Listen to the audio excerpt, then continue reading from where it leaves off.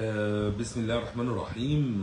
ازيكم عاملين ايه لكل متابعي صفحة عدي وشوط وطبعا اللي بيتابعنا على اليوتيوب برضو على قناة عدي وشوط. ان شاء الله باذن الله بعد المباراة هنطلع لايف لمباراة عدي وطبعا لمباراة الاهلي وبيراميدز.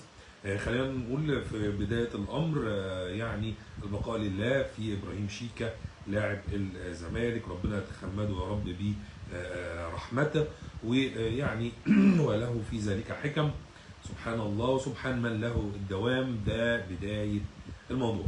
تاني حاجة 1000 مليون سلامة لأحمد القندوسي. إصابة صعبة جدا جدا يا جماعة، باينة من الصورة، واللي اتفرج على المباراة إن شاء الله بإذن الله يرجع للملاعب مرة تانية. واللي عرفناه إن هو كسر مضاعف، ف1000 مليون سلامة لأحمد القندوسي. طيب تعالى بقى كده نقول لك الشوط الاول اوفى بالوعود ولا ما اوفاش بالوعود. وخليني اقول لك المباراه مش وحشه، يعني المباراه بين الاهلي وبيراميدز او بيراميدز والاهلي، عشان بيراميدز هو صاحب ارضيه الملعب او اللقاء على ملعب 30 يونيو، والملعب هايل جدا والتحكيم كويس جدا جدا جدا. المباراه مش وحشه. هتقولي المباراه مش وحشه، اقول لك المباراه مش وحشه في ظل التوقف اللي يعني كنا موجودين فيه. طبعا بيراميدز والاهلي بيلعبوا افريقيا والكلام ده كله، ولكن في توقف برضه يا جماعه. يعني الدوري لسه راجع زي ما قلنا لحضراتكم، وفي ناس كتير ما كانتش تعرف ان الدوري راجع بسبب يعني هنقول ايه كثره المشاكل اللي موجوده والقضيه اللي كانت يا احمد يا محمود بين الاهلي والزمالك في مباراه القمه، ودخل بيراميدز طرف. فيعني خلينا نقول ان هم لعبوا بس ماتشين في افريقيا. خليني اقول لك ان نادي بيراميدز يعني يعني كل الناس قالت ان نادي بيراميدز نازل بتشكيل برضو غاب عنده عناصر هتفرق معاه كتير جدا. وبصراحه يعني خليني اقول لك ابراهيم عادل النهارده فارق جامد جدا جدا مع بيراميدز. خليني اقول لك بلاتي توريه نفس الكلام. رمضان صبحي اصلا رمضان ما بيلعبش اساسي، فوجوده او عدم وجوده مش فارق، لان بيلعب مكانه مصطفى فتحي وعامل خطور هو ومهيلي. بصراحه راس حربه جامد جدا جدا، عامل دوشه وعامل ازعاج لدفاعات النادي الاهلي. الراجل بيلعب يعني بالطول، الكره الطوليه بيسبق فيها والكره العرضيه بيلتحم فيها، ولكن اشرف داري لغايه دلوقتي يعني بيحاول يحجمه، او يعني خلينا نقول بنسبه 80 او 70% اشرف داري بيحجم فيستون ماهيلي. تمام. بيعمل معاه فاولات. يعني خلينا نقول فيستون ماهيلي برضو كان سبب من اسباب كره يعني برضو رامي ربيعه كانت غلطه تغطيه من كريم الدبيس، اللي انا على المستوى الشخصي مبسوط ان كريم نزل. كريم يعني من اللعيبه اللي لما بياخد ماتشات هيفوق، ولما بياخد دقايق هيفوق، وفوقنا في واحده كده لولا التاكلينج اللي اتعمل من شاهين كان يعني خلينا نقول الكوره كانت هتلبس في وش رجله. وده ميزه يعني دي الميزه اللي بيتميز بيها كريم الدبيس، بيتميز ان هو برده بيعرف يشوط وما عنده الجرأه وبيخش. تمام. فيعني خلينا نقول ان الشوط الاولاني اوفى بالوعود. في لعيبه كانت غايبه من النادي الاهلي. حسين الشحات مش موجود. اشرف بن شرقي خلينا نقول اوقات واوقات، او حالات وحالات. يا هيما او يا حمام يا هيما معلش انا اسف. وخليني اقول لك ان حسين الشحات مش موجود، لان حسين الشحات ما بيلعبش في مركزه او في مكانه. خليني اقول لك ان كان من الاحسن ان طاهر محمد طاهر يبتدي، وطاهر كمان يعني الراجل جايب فورمه، نزل الماتش اللي فات عمل اسيست، فمعنويات المعنويات بتاعته عاليه جدا جدا. فطاهر لو كان نزل المباراه دي كان هيفرق جامد جدا مع النادي الاهلي. وحتى طاهر في الدفاع كويس وهيعمل ثنائيات مع محمد هاني، اللي عاجبني جدا محمد هاني برضو. محمد هاني يعني خلينا نقول ده مسلسل للمباريات الكويسه لمحمد هاني. الناحيه الثانيه محمد الشيبي، وما ادراك مع محمد الشيبي، وكل بيراميدز بتلعب على محمد الشيبي، على الرغم ان كريم حافظ مش وحش، فاتح جبهه كويسه مع محمد حمدي، ولكن تحس ان محمد حمدي لسه ما دخلش في اجواء اللقاء. محمد حمدي باك شمال نادي بيراميدز لسه ما دخلش في اجواء اللقاء، عرضياته غريبه، عرضياته عجيبه.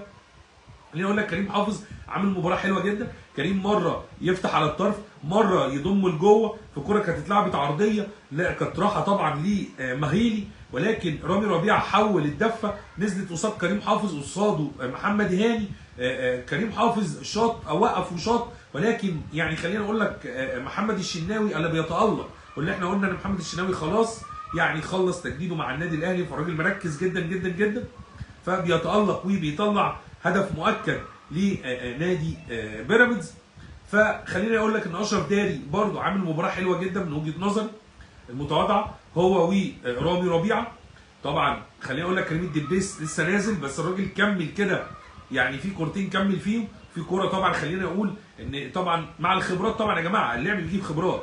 كريم الدبيس لبس رامي ربيعه انذاره كان ممكن يبقى طرد، ولكن حكم عاقل جدا جدا جدا، حكم واقف على رجله، حكم رزين، حكم قراراته كلها واحده، والخطوره كلها النادي بيراميدز عن طريق الجبهه بتاعه الشيبي ومصطفى فتحي، جبهه جامده جدا جدا جدا. عشان كده يحيى عطيه الله كان على طول واقف ورا، وانا كان من وجهه نظري ان الماتش ده كان عايز كريم الدبيس، ما كانش عايز يحيى عطيه الله.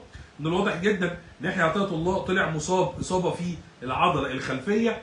الف مليون سلامه على يحيى عطيه الله، وان شاء الله يرجع ليه الملاعب سريعا بالنسبه للنادي الاهلي. تعالوا نقول لكم سريعا الفرص اللي كانت موجوده للنادي الاهلي. النادي الاهلي كان هو بادئ بالفرص، كوره اتلعبت، امام عاشور هو خليني اقول لك هو اللي لفت نظري، هو يعني مروان عطيه واكرم توفيق بلس الناس اللي احنا اتكلمنا عليهم في الاول.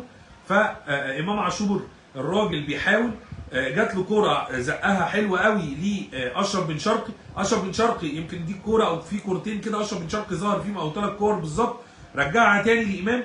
امام بدل ما يوقف يعني وقف وحاول يشوط وثبت المدافع هو محمود مرعي، حاول يحطها بليسنج، الكوره راحت قويه جدا في المقص فطلعت بره. دي كانت كوره خطره جدا جدا، وكانت اول كوره للنادي الاهلي عن طريق امام عاشور. تاني كوره كانت اوف سايد ولكن كانت خطيره جدا برده، كان السبب فيها وسام ابو علي اتحرك زي ما احنا متعودين من وسام ان هو بيتحرك، واتلعبت عرضيه ونزلت برده ل امام، ثبت كالعاده المدافع وحطها، ولكن برضو الدفاع شالها. وخليني اقول لحضرتك برضو ان الكوره دي اتحسبت اوفسايد. احنا بنقول لكم الفرص اللي جت للنادي الاهلي هم 3 فرص بالظبط. تاني فرصه كورنر اتلعب الكورنر ودخل وسام ابو علي شاط الكوره بالهيد، ولكن العارضه بتتعاطف مع احمد الشناوي والكوره بتيجي في العارضه وبترد تاني للنادي الاهلي اللي بيكمل بيها الهجمه، ولكن مفيش حاجه خطيره. في نفس الوقت كريم الدبيس والكوره بتتلعب من مروان، الكوره بتطول، دخل كريم لحق الكوره وخدها، عدى من اللاعب محمد الشيبي، شاط، دخل معاه مهند لاشين في تاكلينج، ينقذ احمد الشناوي شوطه كريم الدبيس ويتعامل معاه. خطوره نادي بيراميدز كانت في كوره كريم حافظ اللي يعني خليني اقول لك اتعامل معاه محمد الشناوي بضراوه وبراعه كبيره جدا زي احمد الشناوي كده، الاثنين فايقين، الاثنين موجودين في ارضيه الملعب والمديرين الفنيين الاثنين. طيب تاني كوره خليني برضو اقول فيها كانت كوره اوفسايد، اتلعبت حلو جدا ودخل كريم حافظ وشاط وتعامل معاها برضو من ناحيه محمد هاني، اتعامل منطوه لكن كان سابق بخطوه واتعامل معاها خليني اقول محمد الشناوي الضراوه برضه وشالها، ولكن الكوره اوفسايد. ده ملخص الشوط الاولاني يعني جه في اواخر الشوط حلاوه، الشوط الاولاني في اواخره حلاوه. طيب وفي اوله كان حلو، طب في النص كان هبد، بمعنى النادي الاهلي بياخد الكوره نص الملعب اكرم توفيق ومروان عطيه، وطبعا بيغطوا على الاثنين الونجات وبيحاولوا يلعبوا من ورا الشيبي وبيحاولوا يلعبوا من ورا محمد حمدي، لكن تحس ان محمد حمدي ملتزم شويه ورا، وكريم حافظ بيغير هو وكريم حافظ واحمد سامي. الراجل بيتحرك تحركات حلوه جدا جدا جدا، هو محمود مرعي. وسام ابو علي لسه ما دخلش في اجواء اللقاء. هتقول لي الكوره اللي بالهيد وبتاع تحركاته، اقول لك بس مش ده برضه وسام، لسه وسام ما جابش. حسين الشحات خارج المباراه. انا وجهه نظري التغييره الاولانيه لو مارسيل كولر هينزل طاهر محمد طاهر هيغير من اللقاء، وفي نفس الوقت انت محتاج مين؟ محتاج قفشه. اشرف بن شرقي لسه لسه اشرف برده ما دخلش في اجواء اللقاء، والوحيد زي ما بقول لحضراتكم اللي فايق واللي رايق واللي بيحاول يعمل يعني حاجات كده هو يعني اللي بيحاول يعمل كل حاجه في الكوره هو امام عاشور، هو امام عاشور. طيب هنا النادي الاهلي عنده انذارين في قلبي الدفاع، ودي حاجه خطيره جدا جدا، سواء اشرف داري سواء رامي ربيعه، الاثنين كل واحد فيهم عنده انذار. الناحيه الثانيه يعني خليني اقول لك ان مهند لاشين عنده انذار، مهند لاشين عنده انذار. طيب الكره العجيبه الغريبه والمضحكه في المباراه انهي كوره برضه عشان نبقى اقفل لكم كده الشوط الاولاني كله، ان اشرف بن شرقي عدى من الشيبي وجه يخش لقى مهند لاشين عمل التاكلينج والكره عدت، حاول يروح يجيب الكوره او يعني خدها يعني خلينا نقول لك خدها مهند لاشين، فاشرف بيحاول يرد فمسكه وحضنه طبعا الشيبي، والحكم على طول حسب فاول عكسي على الشيبي. ودي كانت لقطه طريفه ولقطه جميله جدا جدا من في المباراه. اللقطه برده الجميله لما اتصاب رامي ربيعه وخرج لوكوسيتش سلم على رامي ربيعه على الخط، وده بيدل على الروح الرياضيه. لغايه دلوقتي مباراه كويسه جدا في الروح الرياضيه، مباراه مش وحشه، هي في احلى بس مش وحشه على ارضيه الملعب. التحكيم مش حاسين بيه، نتمنى الشوط الاولاني يبقى احسن ويبقى كويس. تعالوا بقى هنروح ونشوف الشوط الاولاني هيحصل فيه ايه. ده كان ملخص سريع جدا جدا جدا جدا للشوط الاولاني بالنسبه للاهلي وبيراميدز. ان شاء الله باذن الله استنونا في لايف على اليوتيوب على قناه عدي وشوت باذن الله بعد نهايه اللقاء. كنت معاكم محمد حاتم، سلام عليكم.